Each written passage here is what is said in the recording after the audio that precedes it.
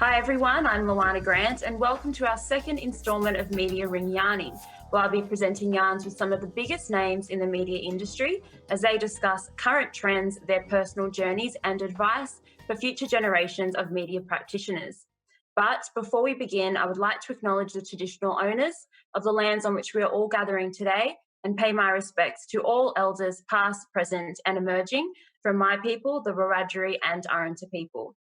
So this week we have Bundjalung woman Kyas Hepworth, who is the Senior Commissioning Editor at NITV.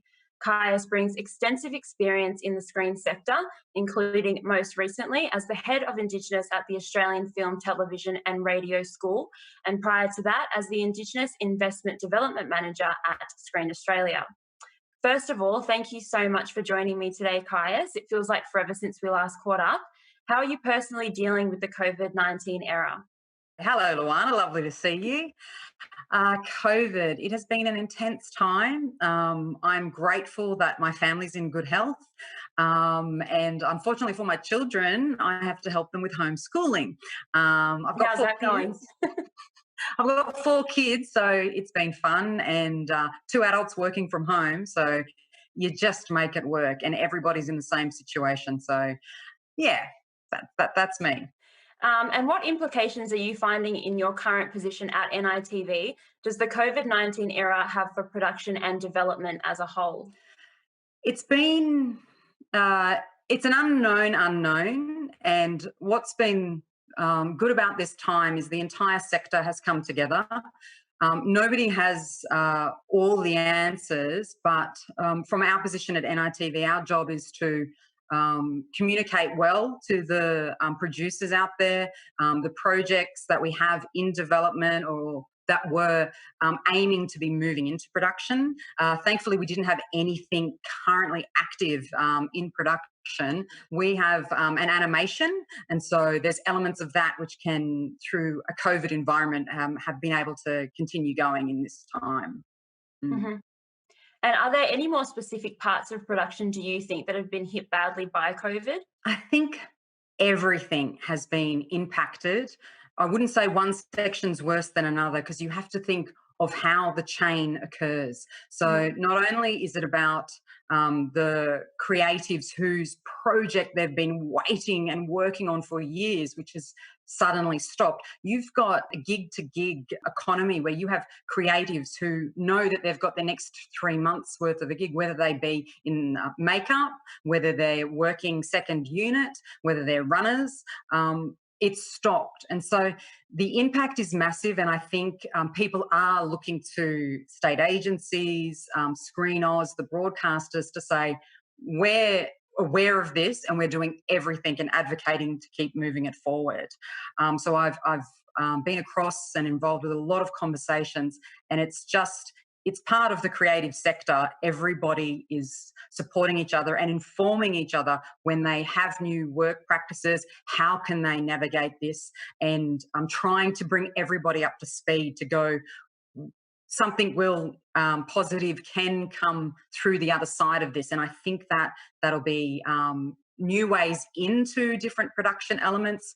And the biggest thing I see, which is exciting, is that it gives people time to focus. What can we do on the other side? So people are coming up with ideas which are a bit creatively, a bit more risky. People are thinking of new and exciting things to do. So people are just working really hard to go, what's going to come next?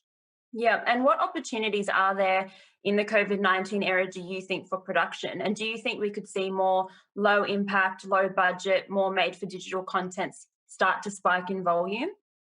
Oh, it's interesting because people are just picking up their phones, any devices they've got, and they're filming and entertaining themselves. So there's really short, sharp, interesting thing. Now, the question is, how do you translate that into something which then can be of a high enough level to be broadcast on the screen besides putting it out there on social?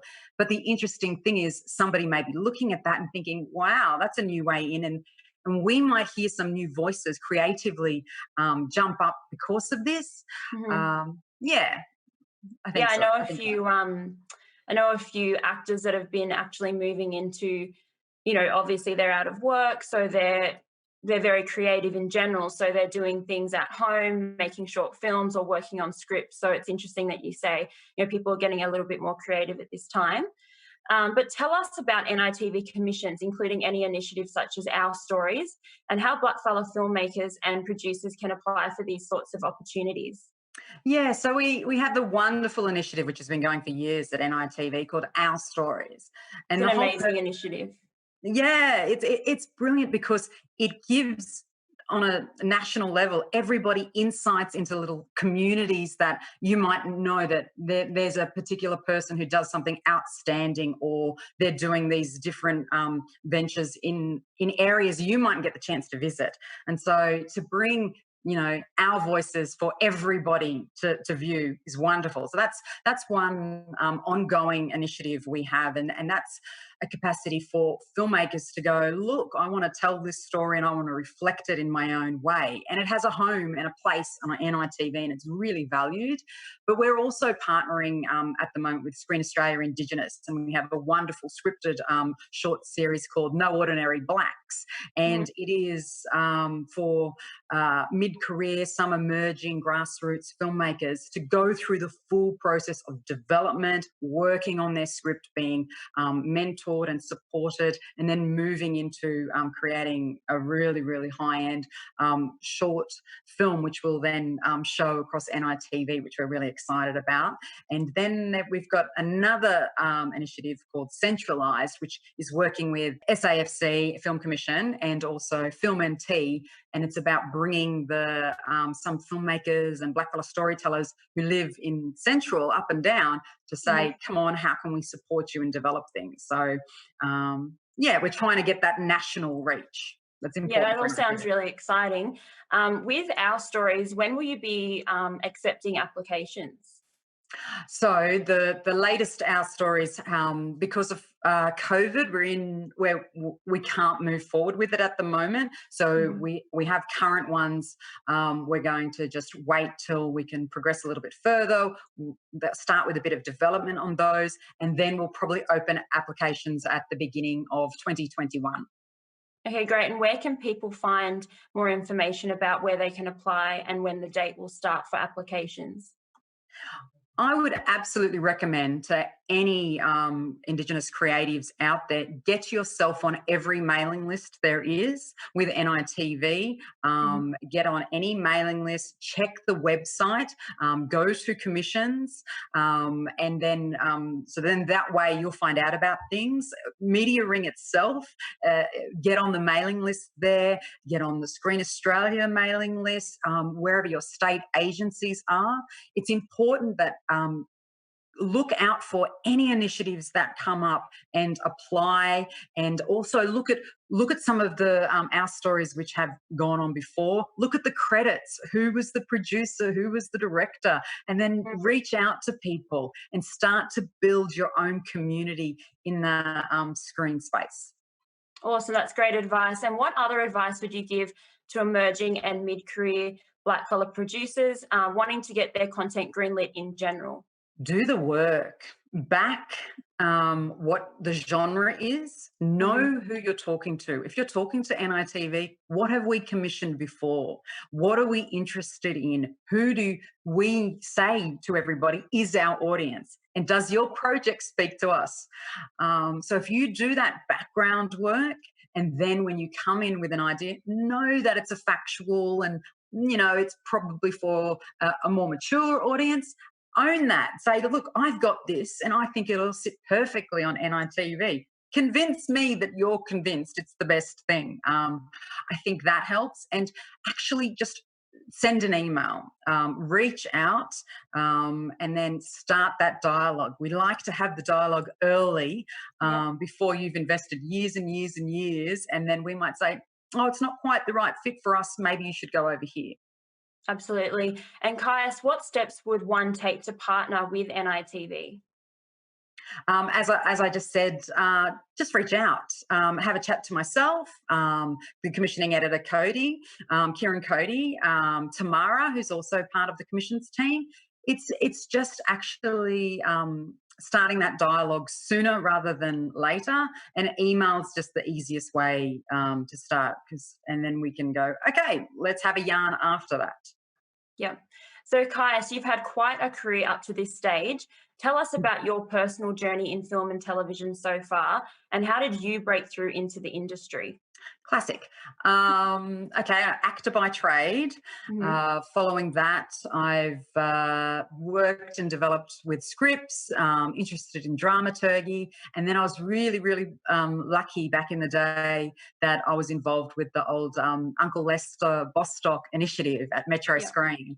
And so I had my first short film there, and which was wonderful. And it was a beautiful run initiative, and Uncle Lester was there to talk and give inspiration. You had all these other emerging Indigenous filmmakers who you could just go, I don't know what I don't know, but I'm just going to give it a go. And everybody backed everybody.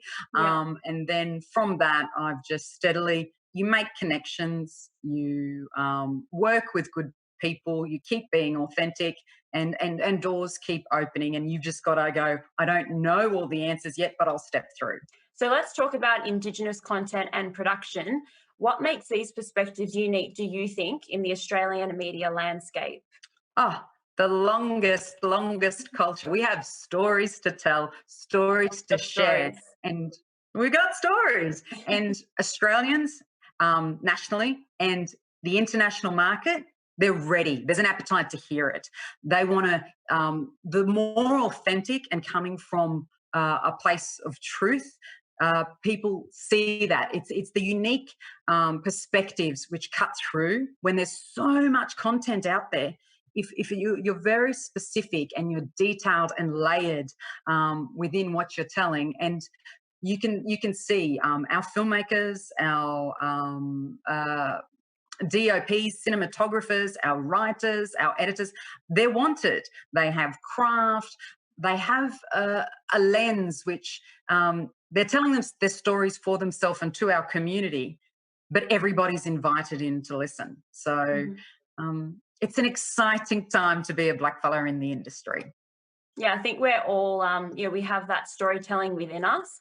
We all have, different backgrounds. We all grew up differently. So it's good to have so many different voices out there. And I think, people need to hear it. So, Kyas, thank you so much for chatting to me today. I really, really appreciate your time. And everyone, stay tuned next week for more Media Ring Yarning. But for now, I'm Lowanna Grant. Take care and see you next week.